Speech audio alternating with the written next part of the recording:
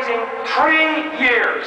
3 years, and still no word from the council as to whether they will put in a downstairs bathroom for this woman who may not even live that long.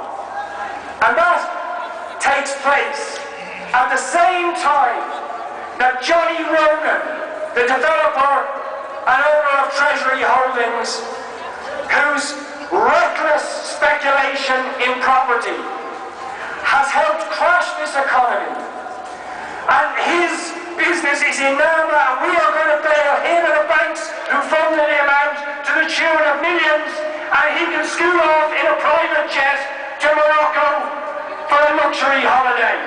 That is an obscene world.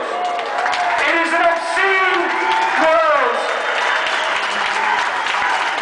It is an obscene world where the earnings and pensions of working people who are struggling to make ends meet, who don't know if their pension will be enough to give them a dignified existence when they retire, who are having their income slashed, their services slashed, and people like Fingleton, who headed up Nationwide, who is at the heart of the criminal greed and sharp practices in the banking system, as one person can walk away with a pension of €27 million. That is obscene, and we are here to say that that obscenity has to stop.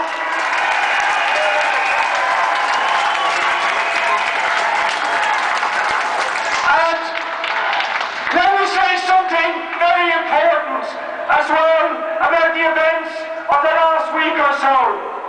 We have been encouraged somewhat to believe that we are being asked to bail out the Greeks, and there's been a bit of an attempt to turn us against the Greeks, the idea that we're being asked to bail out the Greek people. We are not being asked to bail out the Greek people. We are being asked to bail out the international financial and banking system. That's what's happening. And let's just follow the money.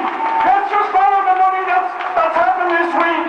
The German and French banks are lending money to the Irish government at interest, which the Irish government and the other governments are going to lend to a rotten Greek government, who are going to use that money to pay back the same German and French bankers who are lending it to us.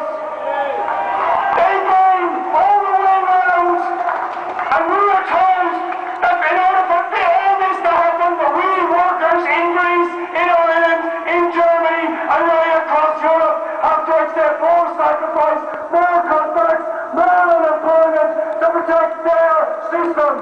And I think we are here to say that the day of the speculator, of the financial vampire, of people who are driven just by greed has to end. We want an economy, we want a banking system, we want a society where jobs, where services, where human dignity, where a decent standard of life for all, and where equality are the features of that society. That's what we're fighting about, and the people in that building wouldn't know that if it hit them in the face. And let me just say finally, this protest has to be the beginning of building a movement. It isn't just a once-off protest, that is no good to us. Everybody here now has to see themselves as an organiser and a builder of the movement. When everybody decries in the media and they say we need leadership, where's the leadership? The leadership is here. The leadership is you. The biggest lie they've ever told us is that we need experts, that there are people above us who know better. They're better educated than us. Well, look where all the experts have led us. Look where all our betters have led us. They have led us into a catastrophic economic crisis, and they are running around like headless chickens. They haven't got the first clue how to get out of it, but all they want to do is protect themselves, protect their privilege, protect their wealth, and ask us to pay the price. We are